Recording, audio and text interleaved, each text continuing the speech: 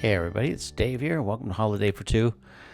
This video, I'm going to take you on a drive-through of 3 of the campsites that are close to Woods Canyon Lake in what they call the Woods Canyon Lake Recreation Area. And all 3 of these campgrounds are close to Woods Canyon Lake. There's 3 of them. First one is Mogollon. That's on the 300 road. If you get to the turnoff and go down a little bit from the turnoff, then there's Aspen Campground. We'll go through that one and show you a little of that one. And then we're also going to show you Spillway, which is the closest one to the lake. And each of these campgrounds can be reserved. You can go on the website at recreation.gov and check these and reserve them. Half of the sites are reservable, and about half of them are what I call first come, first serve. So they do hold a certain number of campsites available for folks who come and can get them when they come there and not have to reserve them. But I got to tell you, on big weekends, these campgrounds do fill up. And it just so happened that we were at the end of a Memorial Day weekend. So when we first got here, these were all full. And they'll put signs out at the beginning when you get to the campsites. At the entrance to the campsite, there'll be a sign that'll say full if they're full. So just be aware of that. And this particular campground is very similar to some of the other ones. Mogollon is kind of arranged like 2 circles, 2 little circles that you can go through, just like you see right there. Then there's also the next one, which is Crook Campground, which is also similarly arranged as Mogollon, and it's close to Woods Canyon Lake, right on the road. And this is the way you go into Woods Canyon Lake. This is what they call Woods Canyon Lake Recreation Area. There's the sign right there on the right. And in just a minute, you're going to see the dump station that services this whole area. And just a little heads up, this site will get busy on big weekends, especially when everybody's pulling out. So if you want to use your dump station, a little tip for you, use it on an off day or in the middle of the day. Don't wait till the morning of the day everybody's trying to leave, because there will be a line. There's also a group campground. We didn't go through that one. We didn't go through Crook.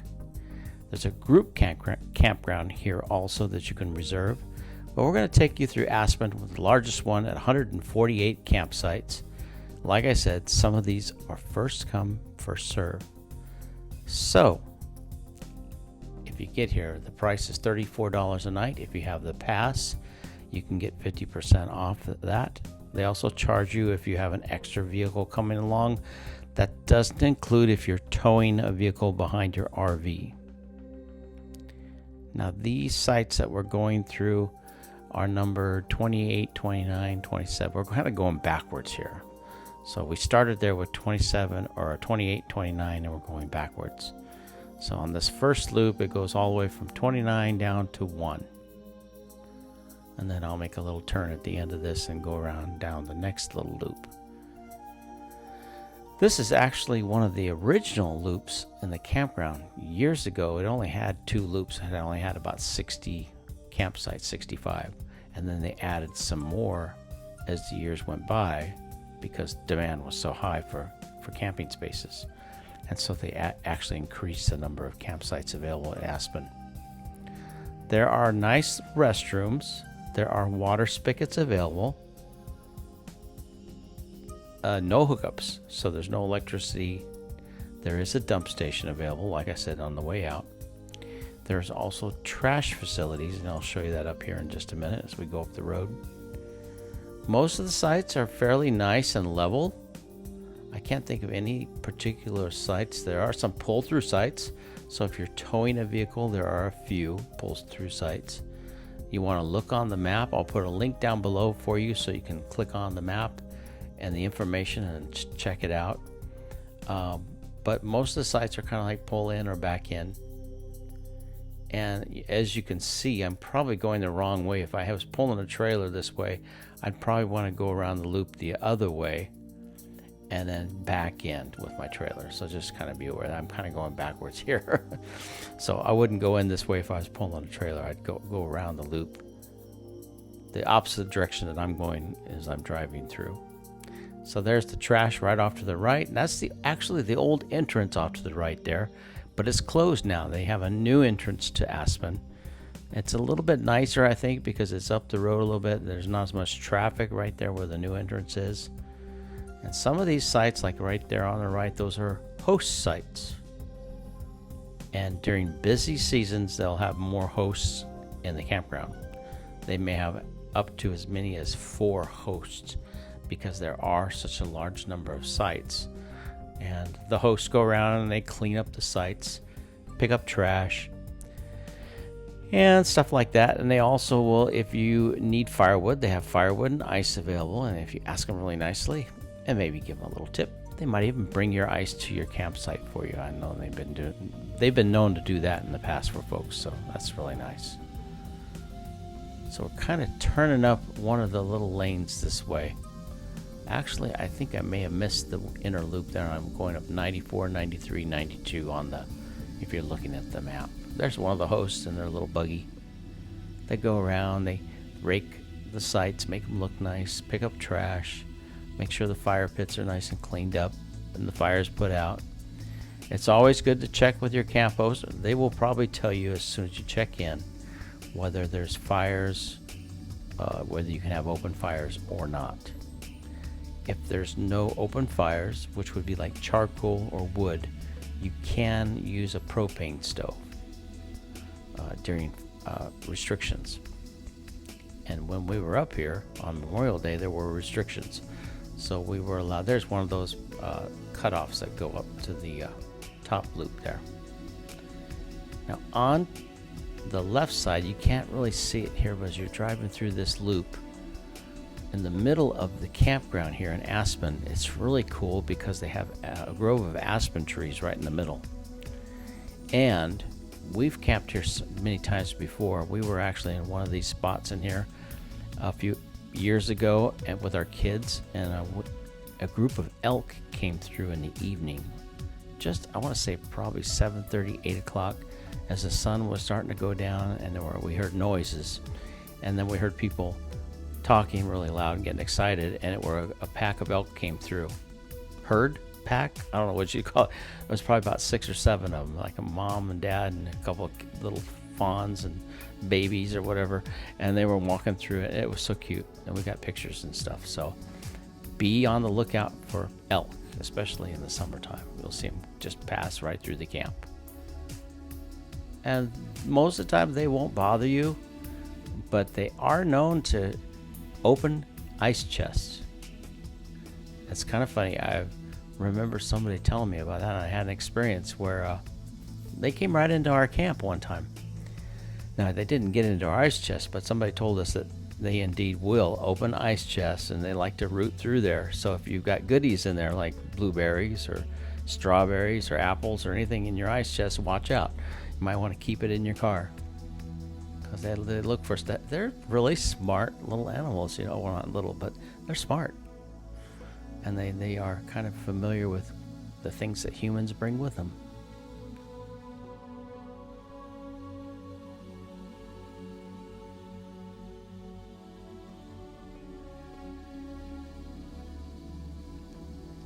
Now, in case you haven't picked up on it yet, we're coming down the same way we came in.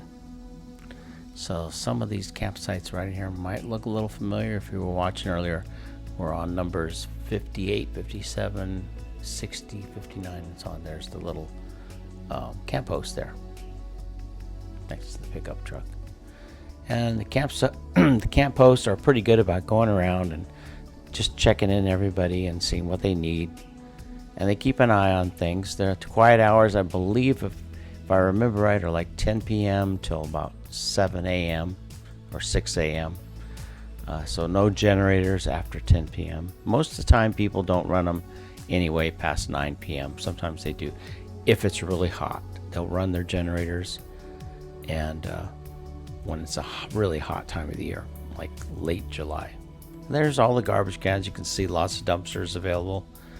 This is where this used to be the exit right here, and I kind of forgot that it was closed, so I turned around and went up.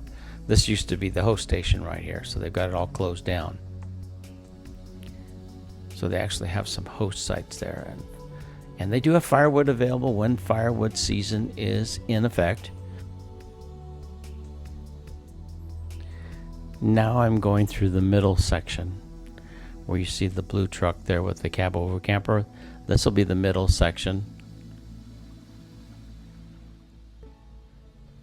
And should be on numbers 54, 55, 51, 50, and we're going backwards here. So if you have a map with you, you can kind of see where we are. We're going through that little middle section where the numbers 41, 42, 46 in that neighborhood, and we're going backwards. As we get around to where the new entrance is, it'll end with number 31 and 30. So if you're looking at the map, you'll see where we are. And like I said, there's the restrooms and stuff, really well spaced. Speed limit 10 miles per hour, and they do enforce that. And watch out. So I've seen people go through here fast, and they will call you on it, and they will call those folks on it, because there are lots of little kids and stuff playing and riding their little skateboards and little bikes and stuff around. So you really do need to watch out for that, or playing ball with playing kickball or whatever in the street. So you kind of want to watch out for that.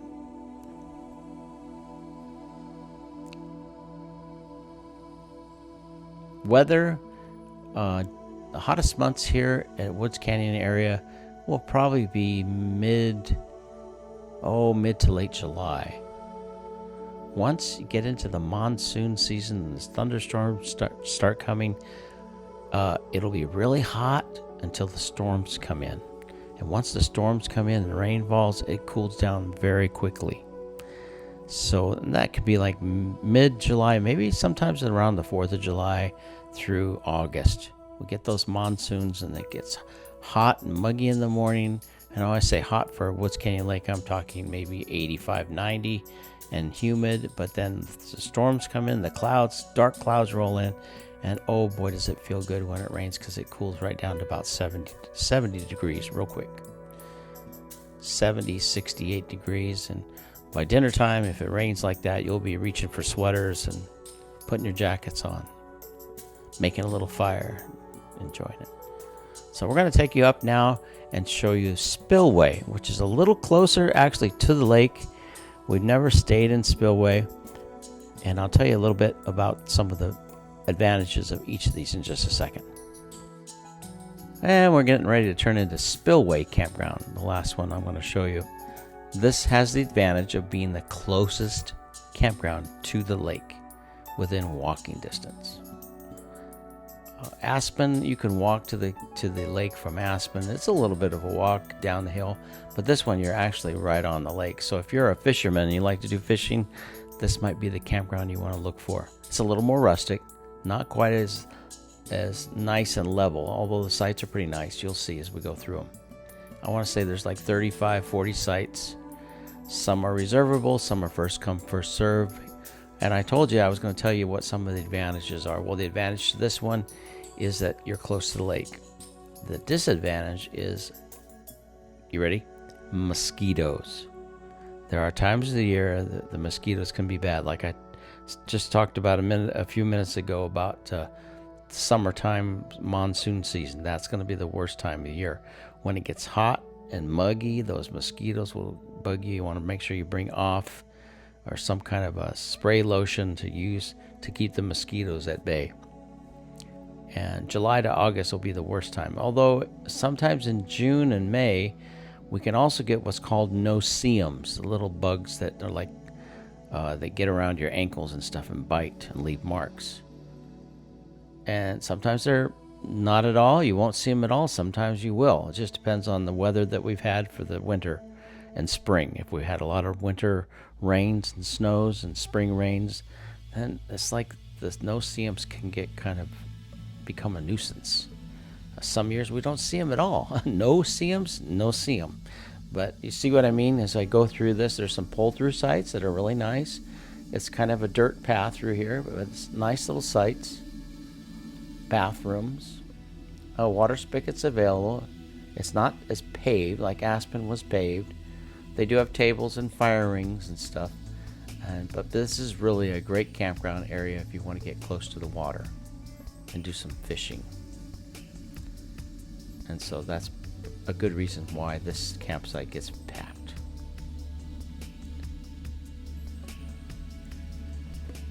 Now for all 3 sites, well, except for maybe Mogollon, because Mogollon's probably 1.5 miles from the store. There is a little store at the lake, the Woods Canyon Lake store. And when you're at this campground, you're closest to the store. And the store does have boats that you can rent for fishing. They also have pontoon boats now. They didn't used to have pontoon boats, but you can rent a pontoon boat. They have kayaks, canoes, and things like that. A lot of people bring their own inflatable kayaks and things like that and put them in. And so there's a little boat launch area there at the store. They have ice, fishing tackle, basic supplies you might need: ketchup, mustard, hot dogs, crackers, things like that. Maybe even insect repellent if you happen to need it. And believe me, in the summertime, you will, if you don't bring it, you might wish you did. And just watch for their opening and closing hours. There's one of the hosts there. He's going to let us go by. Same thing as in the other campgrounds. They all have hosts that go around and clean up the sites for you when somebody leaves. Check-in time is usually around 2 p.m. in the afternoon. Check-out time is usually around 11 a.m. So just so you're aware of that. That gives them a couple of hours to go around and make sure everything's cleaned up and ready for the next campers. And it's not unusual if you get to the lake at 12 o'clock, 12:30, and it's not unusual. They'll let you go to your campsite, but don't tell them I told you that because they might be going around still cleaning them up. So you try to just kind of keep that in your mind. If they'll let you know, hey, we need to still clean up that site, or they'll say, hey, you can go onto the site, it's open. We usually try to get there about 1 o'clock, check in, maybe stop somewhere, have a little bite to eat, and then go on into the campground. Those kind of things.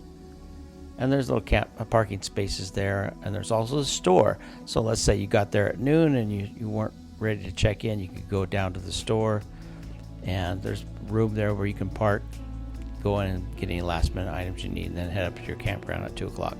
Those kind of things. Just kind of be respectful of that.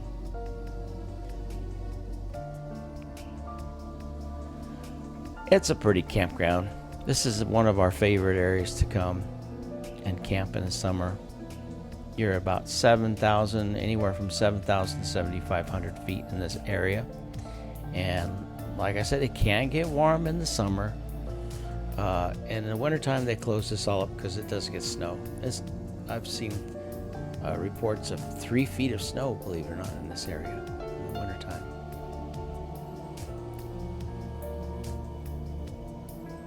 Peak season is Memorial Day to Labor Day, although a lot of folks will come after Labor Day. And if you really want to catch this area at the best time, come after Labor Day, like in September and October. I'm not sure exactly when they close this, but you want to get up here in that time. It's quieter, there's not as many people, and it's just a beautiful area. They do stock the lake, so they do keep it stocked pretty regularly. The typical brown trout, rainbow trout, those kind of things. They might even have catfish in that lake. I'm not sure. I have to check on that. And sometimes bass. It just depends on what kind of fish can survive, because it does get cold up there in the wintertime. Some of those fish don't tolerate the cold change of the winter season. Hope you enjoyed this. Safe travels wherever you're going. Be sure to come up here. If you've never been up here, give it a shot. It's a beautiful area. Don't forget to stop along the rim and take pictures, because that is incredible. The views from the rim are absolutely incredible. And if you're checking out, get your Go to your dump station before the crowd. Look at the crowd there. Oh my goodness. Everybody was trying to get in there and get out of there because it was a Monday after a Memorial Day. And everybody's going home, of course. That's why we always stay until Tuesday.